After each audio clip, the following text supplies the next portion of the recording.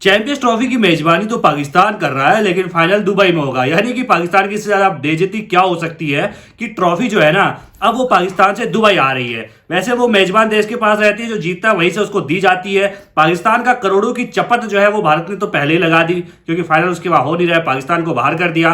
अब जो ट्रॉफी है ना, वो भी पाकिस्तान से दुबई के लिए पहुंच रही है। यानी कि फाइनल मुकाबला दुबई में रविवार के दिन 9 मार्च के दिन, परसों के दिन न्यूजीलैंड वर्सेस भारत के बीच खेला जाएगा।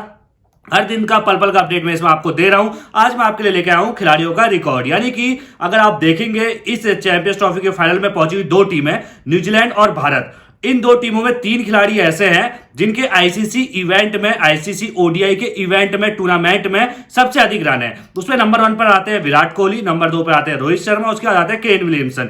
तीनों का आंकड़ा मैं आपके सामने रखता हूं। रोहित शर्मा की अगर बात की जाए तो सीधे तौर पर सबसे पहले विराट कोहली की बात करते हैं। सबसे अधिक रन है विराट कोहली के।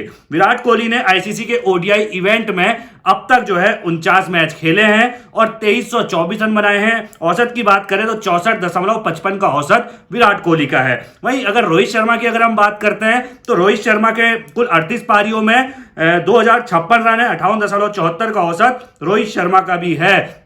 यानी कि आईसीसी के ओडीआई इवेंट की यहां बात हो रही है, यानी कि जो ओडीआई का वर्ल्ड कप खेला जाता है और चैंपियंस ट्रॉफी, सबको मिलाकर रोहित शर्मा ने 38 पारियां खेली है, 2056 रन बनाए हैं, औसत 58.74 का है। न्यूजीलैंड के 3 नंबर पे खेलने वाले बल्लेबाज केन विलियमसन, इनका भी भाई रिकॉर्ड बहुत तगड़ा है। ओडीआई टूर्नामेंट के अंदर 32 पारियों में 1513 रन है। औसत की बात करें 60.52 का इनका औसत है।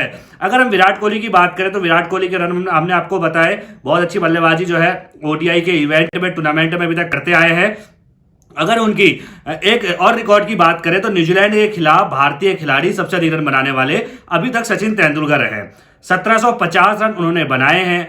अगर बात करें दूसरे नंबर पर तो वो है विराट कोहली, 1645 रन उनके हैं, यानी कि 105 रन पीछे। और फाइनल मुकाबले में उनके पास ये रिकॉर्ड अपने नाम दर्ज करने का मौका है।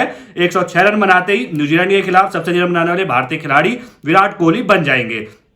अब फाइनल मुकाबला भाई विराट कोहली का बल्ला तो जरूर चलेगा। साथ में न्यूजीलैंड को भी हम हल्के में नहीं ले सकते, क्योंकि जिस तरीके से फॉर्म से गुजर रही है। चैंपियंस ट्रॉफी की मेजबानी में लगातार आपको बता रहा हूं कि भाई पाकिस्तान ने की थी, लेकिन पाकिस्तान जो है ग्रुप स्टेज मुकाबलों से ही बाहर हो जाता है। इस चैंपियंस ट्रॉफी में पाकिस्तान एक भी मुकाबला नहीं जीत पाता है। सबसे पहला मुकाबला न्यूजीलैंड से हारता है, दूसरा मुकाबला उसे भारत हराता है और तीसरे मुकाबला उसे बारिश हरा देती है, यानी कि मैच ड्रॉ हो जाता है। कुल मिलाकर अगर आप देखेंगे तो पाकिस्तान की मेजबानी होस्ट इस बार बहुत खराब रहा और सवाल तमाम उठे पाकिस्तानी मीडिया में, और इसके अलावा दुनिया भर के मीडिया ने पाकिस्तान को जमकर ट्रोल किया। और आज जो सोशल मीडिया पर ट्रोलिंग हो रही है वो ये हो रही है कि भाई साहब तुमने जो है चैंपियंस ट्रॉफी का आगाज किया, फाइनल मुकाबला हुआ नहीं है, लेकिन चैंपियंस ट्रॉफी जो ट्रॉफी होती है ना, वो तुम्हारे देश से पहले ही चले गई है। यानी कि फाइनल से पहले दुबई में अब वो चैंपियंस ट्रॉफी सस्ती हुई नजर आएगी। फाइनल के दिन हमें पाकिस्तान से चैंपियंस ट्रॉफी अब रवाना हो गई है। कुल मिलाकर अगर दोनों टीमों का आंकड़े हम बताएं, हेड टू हेड रिकॉर्ड लगातार हम आपको बता रहे, जो नए दर्शक हमारे साथ जुड़ रहे हैं उनको भी एक बार हेड टू हेड रिकॉर्ड का जो आंकड़ा है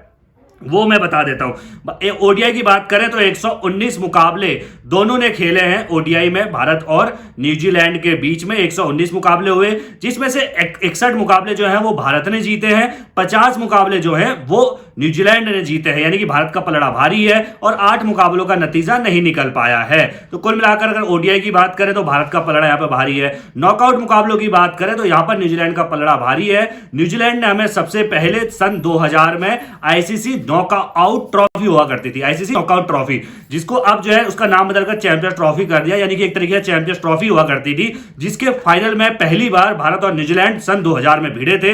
2000 के बाद अब 25 साल बाद चैंपियंस ट्रॉफी के फिर फाइनल में भारत और न्यूजीलैंड है। वहां पर न्यूजीलैंड ने हमें 4 विकेट से हराया था। यानी कि पहला नॉकआउट मुकाबला जहां पर न्यूजीलैंड ने हमें हराया था वो था सन 2000, जहां पर आईसीसी नॉकआउट का फाइनल था, यानी कि चैंपियंस ट्रॉफी का फाइनल था। उसके बाद बात आती है सन 2019 की। वहां पर ओडीआई वर्ल्ड कप के सेमीफाइनल में हम न्यूजीलैंड से टकराते हैं और जहां पर हमें न्यूजीलैंड हरा देता है। महेंद्र सिंह धोनी का वो आखिरी मुकाबला होता है, आखिरी ओडीआई मैच होता है और वर्ल्ड कप का सेमीफाइनल होता है, वहां पर हम न्यूजीलैंड से हार जाते हैं। तीसरा मुकाबला होता है उसके बाद 2021 का वो वर्ल्ड टेस्ट चैंपियनशिप था जो शायद 2022 में खेला गया था, जहां तक मुझे याद है 2021 का था वो, 21 में कोरोना की वजह से नहीं हो पाया, तो 2022 में हुआ था test championship, world test championship यानी कि टेस्ट का वर्ल्ड कप। वहां पर फाइनल मुकाबले में हमें न्यूजीलैंड हराता है, यानी कि तीसरा नॉकआउट मुकाबला हुआ, 3 नॉकआउट मुकाबलों में हमें न्यूजीलैंड ने मात दी है। उसके अलावा 2023 वर्ल्ड कप के सेमीफाइनल में हम न्यूजीलैंड को हराते हैं। 2023 का वर्ल्ड कप हुआ था जिसमें हमने ऑस्ट्रेलिया से हम फाइनल मुकाबले में हारे थे। सारे मुकाबले हम उस वर्ल्ड कप में जीते थे, रोहित शर्मा की कप्तानी पर भी बात करेंगे, लेकिन न्यूजीलैंड को हमने वहां पर हराया था, यानी कि नॉकआउट मुकाबलों में 3-1 से न्यूजीलैंड आगे है। अब ये दूसरा मुकाबला है चैंपियंस ट्रॉफी का फाइनल, भारत का पलड़ा भारी है। और आखिरी नॉकआउट मुकाबला यानी कि वर्ल्ड कप का जो मुकाबला हुआ था वहां पर हमने सेमीफाइनल में न्यूजीलैंड को हराया, यानी कि हमारा पलड़ा कहीं ना कहीं भारी नजर आ रहा है। चैंपियंस ट्रॉफी में भी हम अभी तक एक भी मुकाबला नहीं हारे हैं, 3 ग्रुप स्टेज के मुकाबले जीतते हैं। पहले बांग्लादेश को हराते हैं, फिर पाकिस्तान को हराते हैं, उसके बाद न्यूजीलैंड को हराते हैं और सेमीफाइनल में हम ऑस्ट्रेलिया को हराते हैं। अब है फाइनल और वो है न्यूजीलैंड से दुबई के ग्राउंड में मुकाबला होने वाला है।